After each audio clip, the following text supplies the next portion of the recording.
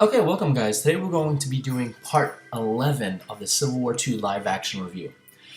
Yes, that's part 11. We're up there. We hit the double digits.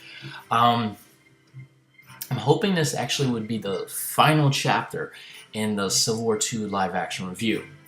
Last when we left our army, things were not going too well. Not at all. If I recall, I have things almost at a bottleneck. Beauregard's heading south. I believe.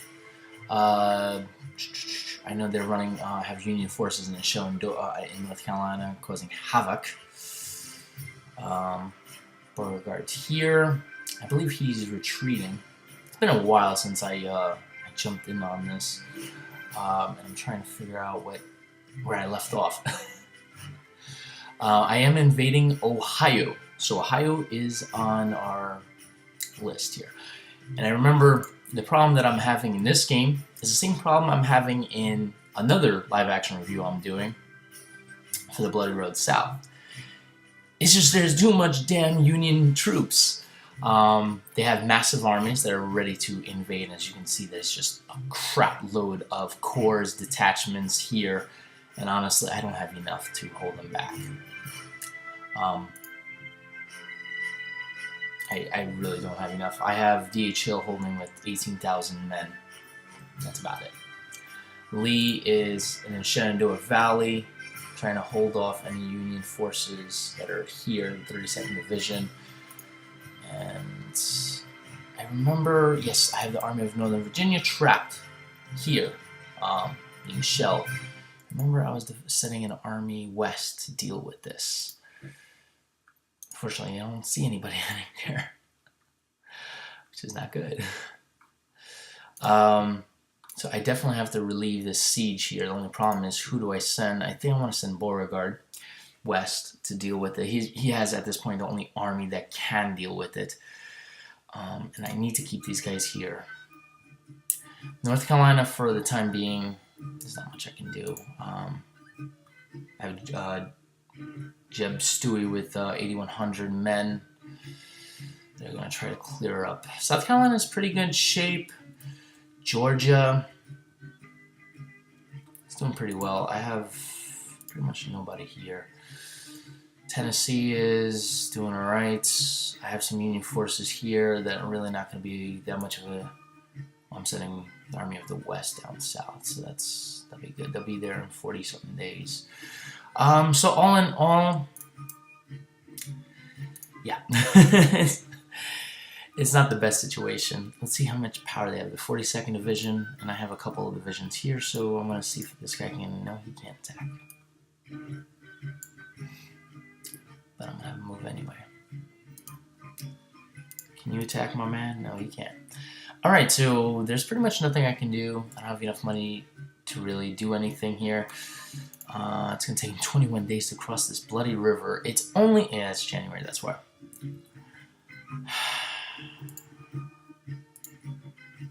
I really can't send anybody down there, man.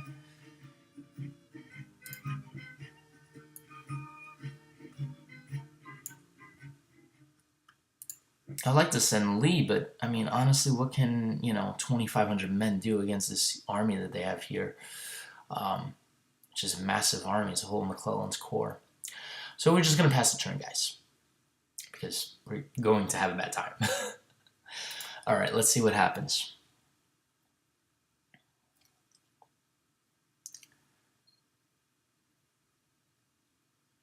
So literally Virginia is almost cut in two because there's a Union Corps in North Carolina, and there's a Union Army to the west on the border of Tennessee. So Virginia is kind of almost cut off from the south, in essence. So that's not good at all.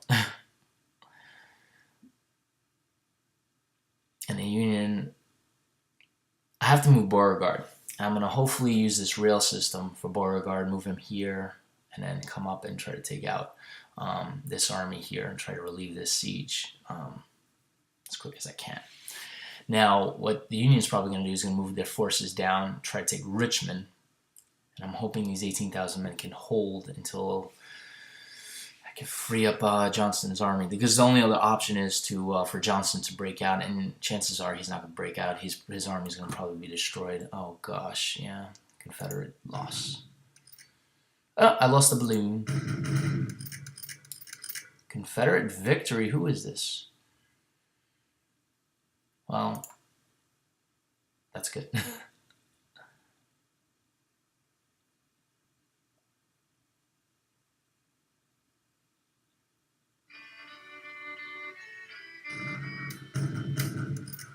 Yes!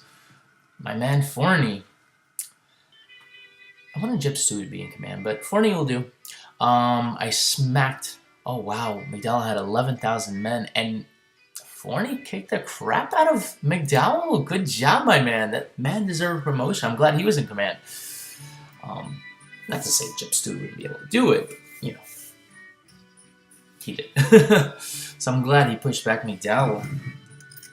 Had less than... And Beautiful Forest is taking care of business. It's good.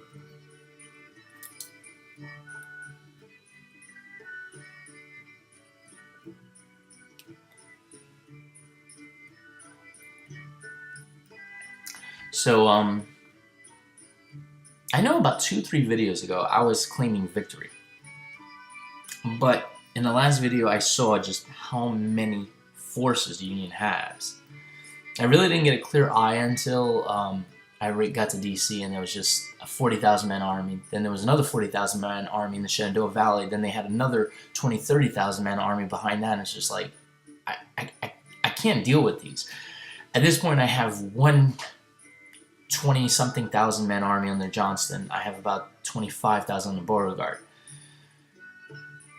I can't even match 1-for-1 at this point with the armies they have in the field, much less the reserve army or whatever they got in Pennsylvania that are coming down.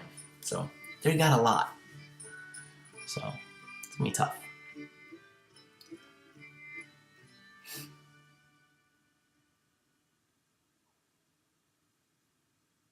The thing is, the computer on here is not really taking advantage of their numbers. Because honestly, if I was in command of the Union, I would literally just take the 200, well, they're probably 100,000 man army, but I would take the 100,000 man army and just march south, because they have 100,000 men and I have about 40. It's more than double my size. And my men have been marching, Special Beauregard's army, north, east, south, fighting battles along the way, sieges. They're tired, they're done. They need a vacay.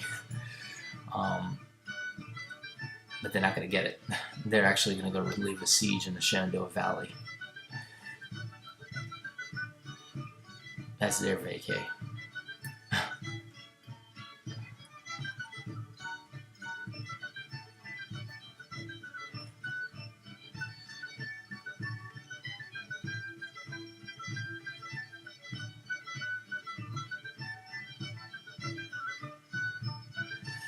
$1863.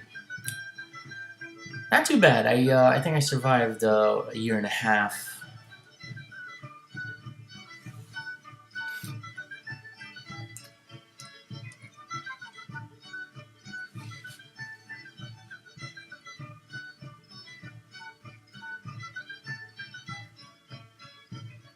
So the victory conditions, I believe in the last video I kind of mentioned, was like, if I lose Johnston's army, I'm kind of calling it quits, or Richmond.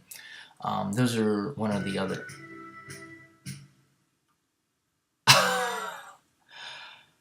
Okay. I think I win. So, yeah. I'm gonna take a screenshot of that. I won. And it looks like national morale has been shattered and we won a glorious victory. That's interesting. Alright. I win, I guess. I didn't expect that. So is the game over, or can I continue playing? I think I can continue playing. Yeah. I wasn't expecting that at all. So I'm gonna continue for about another turn or two, I guess, because there's not much I can do. I want to see if I can relieve this siege, but it looks like I won the game. Even though they have more forces, I shattered their morale. I guess I'm guessing the game took into effect that I took pretty much the entire state of Indiana, Illinois. Um, I retook Kentucky. Ooh, that might have shattered their morale. I took majority of Missouri. That could have done it. That could have done it. I wonder. And then I smashed McDowell's core here. I just wonder if that was it. If that kind of forced Lincoln, i.e. the computer, to say, look, we're done. We have a lot of troops, but it's just too much work. Let's just the South be. Huh. Very interesting. But wow. I didn't think I was gonna win. I'll be honest with you. I thought I was gonna lose horrifically. Because I mean, the Union were in a good spot to actually win. I mean, you had we actually relieved this railroad, so that was kind of good. We relinked Virginia. I guess they just didn't see it. I guess all those losses that they took, Harrisburg's still in their Confederate brigade. So anyway, I'm gonna continue at least for one more turn, just for kicks, because well, why not? For Southern Ratsuza. I always want to see why the heck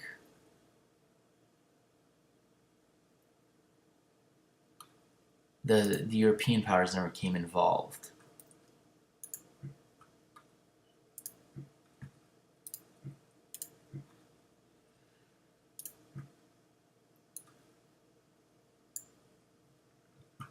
And I want to see if I can get this guy to move by railroad, and he cannot. 89 days. And his force is in, let me see, 20 out of 2026. Yeah, not the best of shape. Not the best of shape at all. Cohesion is just garbage. Yeah. Jeez, there's no point in even just bloody moving them at this point. I'm just gonna move them there, and then I mean their army is just destroyed at this point. I can't even move them, and 18,000 men not gonna relieve this siege. Only thing I can think of is a breakout with 13,000 men.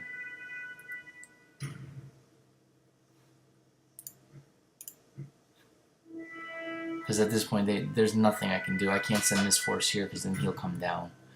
So that's Virginia Theater, not too good. I'm going to go after Crittenden's core here and try to blast them out of Virginia. I mean, North Carolina. I have Van Dorn's army heading over. He'll be there in 49 days. And this gentleman, sir, is going to attack that Union army with all.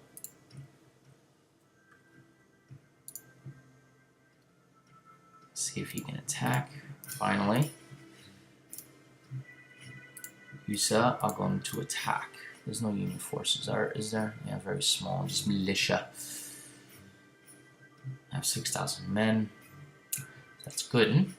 Always a good thing when you have a lot more men than the enemy, right? And I got some people here they really can't use, and they're just chilling.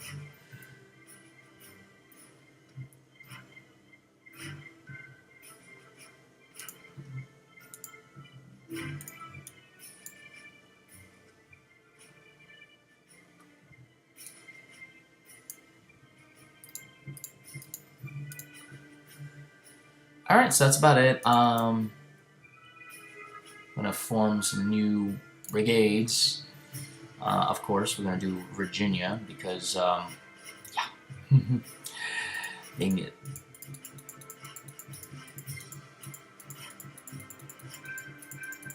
And I can't find any. I'm done. Did I just exhaust everybody in Virginia? I couldn't have.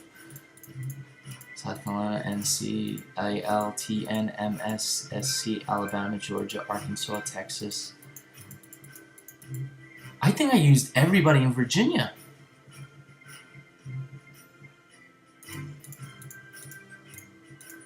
That's incredible. If that's actually true, wow, I have no more infantry brigades that I can make in Virginia. Wow. That's crazy. Oh my gosh, that's incredible.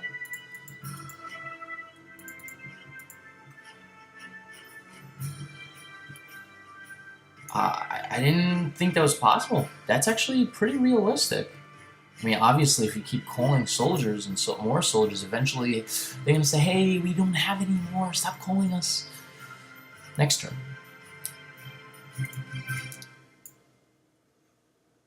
All right. So, yeah. I'm going to have him, Beauregard, hang in Fredericksburg and kind of hold that side of the Rappahannock. But the war is basically over.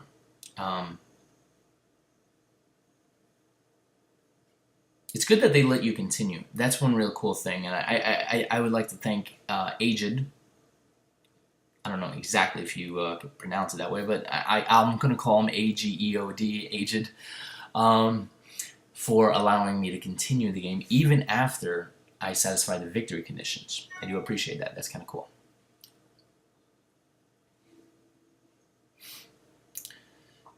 It's all snowy, but Beauregard crossed the Rappahannock. His troops are probably decimated. The cohesion of that army is kind of like the army at Appomattox. They're pretty much gone. Oh, crap. Really? Stalemate?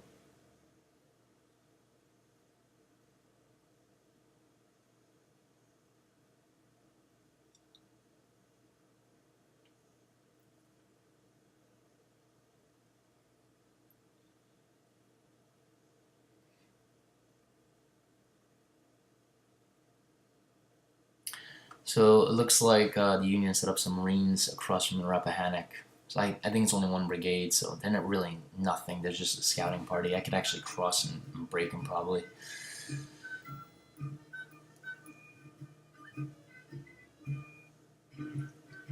Oh, they just relieved the siege on Strasbourg. Wow. That's funny. That's really interesting.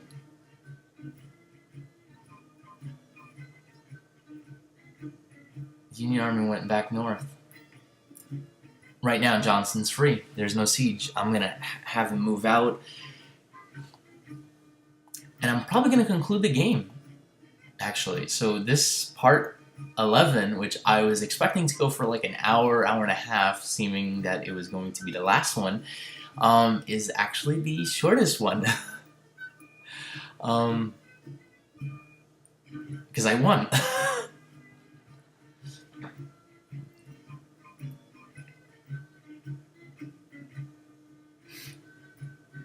The last few days of the Civil War, the Union had crossed their lines back into Maryland, set up defensive positions for the next war. Kind of setting it up.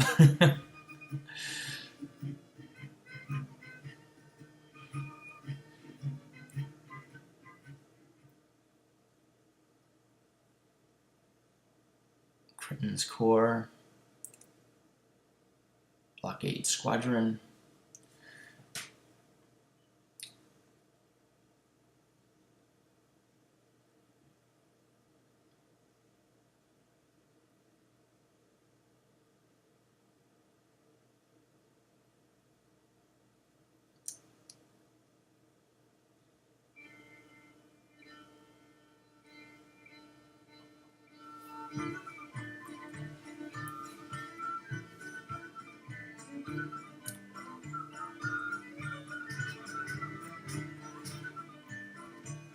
So, let's kind of evaluate the whole war now.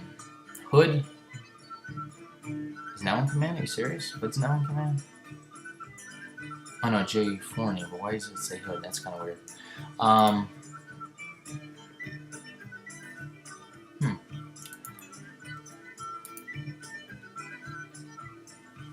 Cavalry?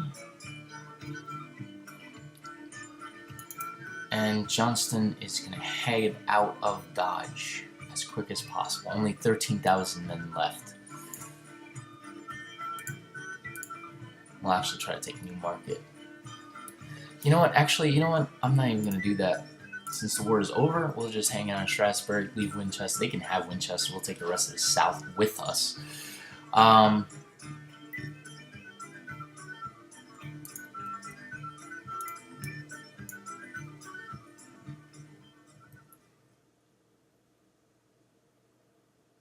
Rolo is being besieged.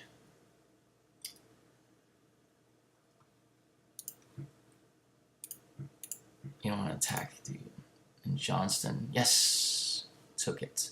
So my man Johnston, you're gonna have to head it to Cincinnati. I'm trying to figure out if I should continue the war since it's pretty much over. I just wonder if the AI is kind of like going offline at this point, if it's actually going to do anything. Because like it looks like the whole Union Army retreated. There hasn't been any kind of things. I'm probably going to do one more turn, guys, just to see what's going on, see if the Union is actually going to do anything. If not, then we'll just call it a day.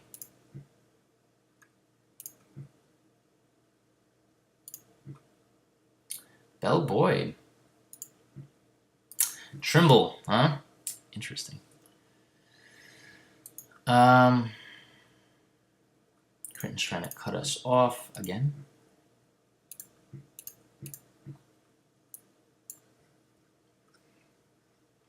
And Lee, my friend, you're gonna head here. Can you move? Oh, it's harsh weather, that's why. You can move. No, you can't move anywhere. Interesting. He's gonna hang out there. I have Johnston gonna hang out outside the city. Do actually fortifications, actually.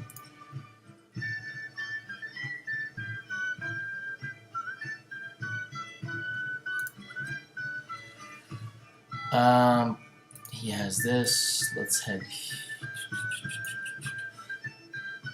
I don't know what I can do here. I got a division there, and they got a division here, and I'm in no condition to really do anything. I have 3,200 men. Let's take out that cavalry unit, that artillery unit. 34 days, dude. This guy's taking forever crossing.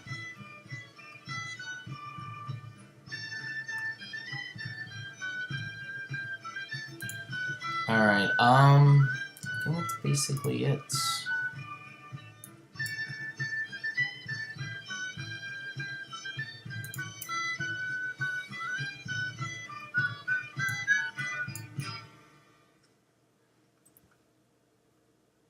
This gentleman's gonna head here. He can't even move that. Alright. Their cohesion has to come up. Which it is, thankfully. Little by little.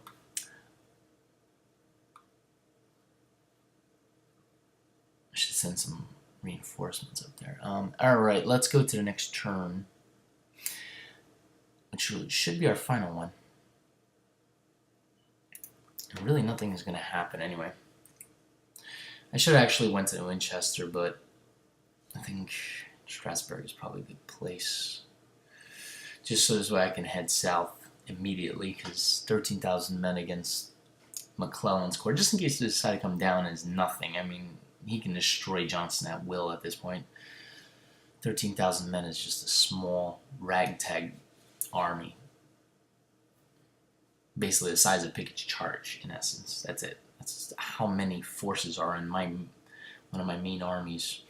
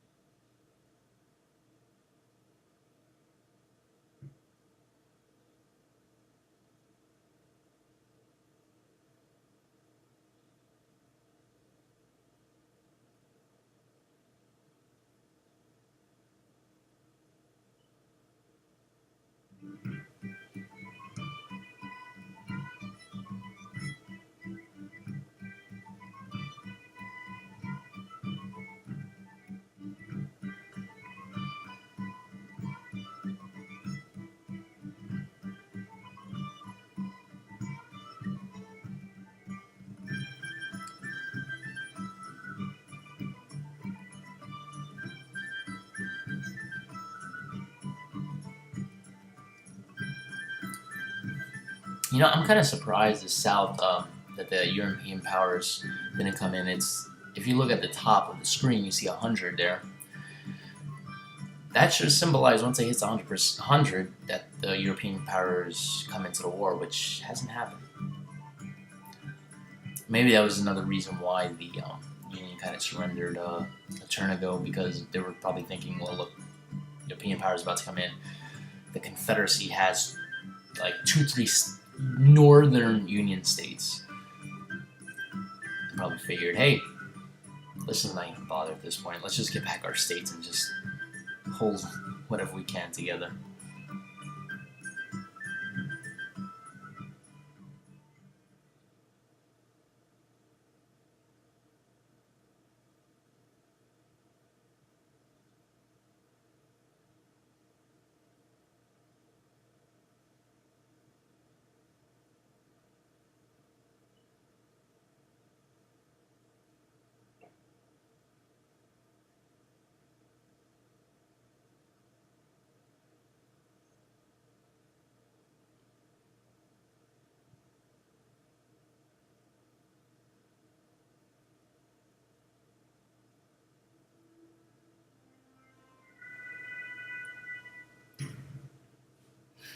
Really, nothing is going on here. A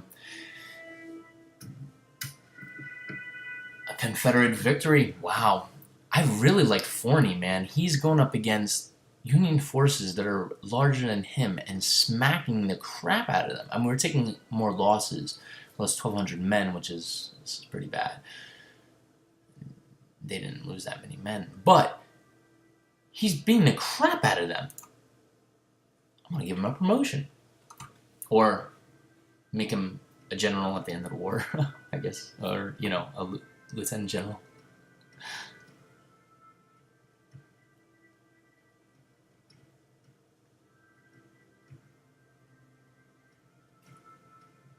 But that was really shocking that the Union just surrendered, just like, we're done. I guess that's what the South was kind of hoping for in the actual real Civil War. They were probably hoping at the gates of Atlanta that they could hold back the Union and eventually McClellan get elected and signing a peace accord and just saying, look, our morale is done. You still have Atlanta. You still have majority of Virginia. Just let's call it. But John Bell Hood kind of changed that.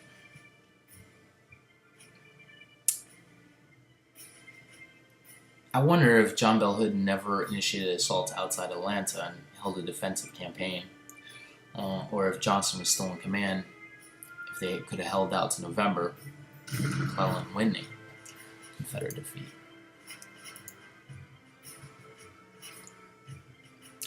But I always wonder, with those types of situations, always what if.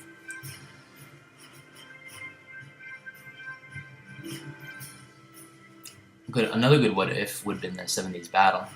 Had Lee not been put in command, Union Army could have just fought their way into Richmond and took the capital. A lot of what ifs in Civil War history. That's why it's very intriguing.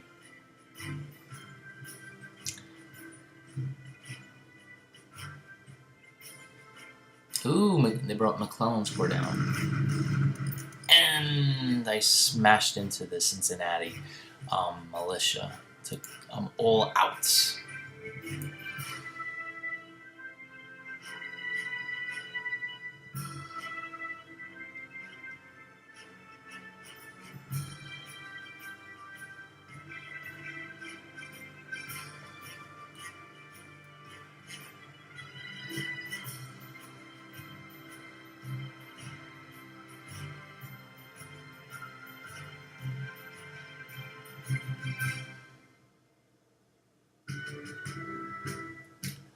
Late February. Alright, so cohesion is coming up. McClellan came down with a corps against my 24,000 men. The war's kind of over. So I think this is pretty much where we're going to leave it. It kind of took all the fun out with the Union surrendering. I was hoping for something to happen, but it's kind of no fun with them surrendering already. Um, so I think I'm just going to leave it at that, guys. The Union officially surrendered a few turns ago.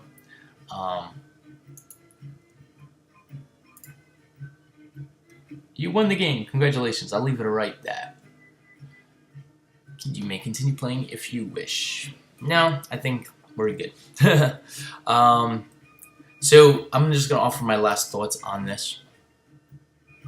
Now, I know that theoretically, in this situation, this could have actually happened, where Lincoln, even though had massive numbers of soldiers, I mean, look at this bloody thing. I mean, there's corps, not corps, corps here.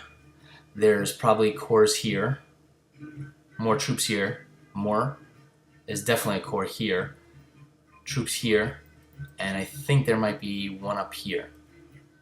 Just a lot. They have double what I can put out in the field here. However, I think if you look at it, the Union in this type of situation could be like, all right, well, we lost all of Indiana pretty much. We lost all of Illinois. We lost pretty much most of Missouri. Union is now invading Ohio and is taking, they just took Cincinnati and are going to move to Columbus. The European powers are literally about to join the Confederacy, and the Confederate, and they haven't really made any big gains in Virginia. Literally nothing. I mean, what? A couple of cities. The biggest city they have is Winchester, which is really, for over a year and a half of fighting, that's literally nothing. So Lincoln could have sat down and said, look, even though we have more soldiers, look, we've been fighting for a year and a half. Morales are all-time low. The foreign power is about to come in. The Confederates control 3 northern states and are about to go into a 4th. We're done. It's over. That's it.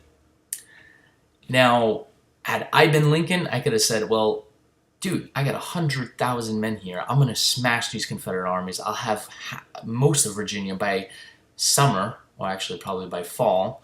And once I destroy that, I'll just send forces in Ohio and Illinois to deal with that. But I guess the biggest thing is public opinion.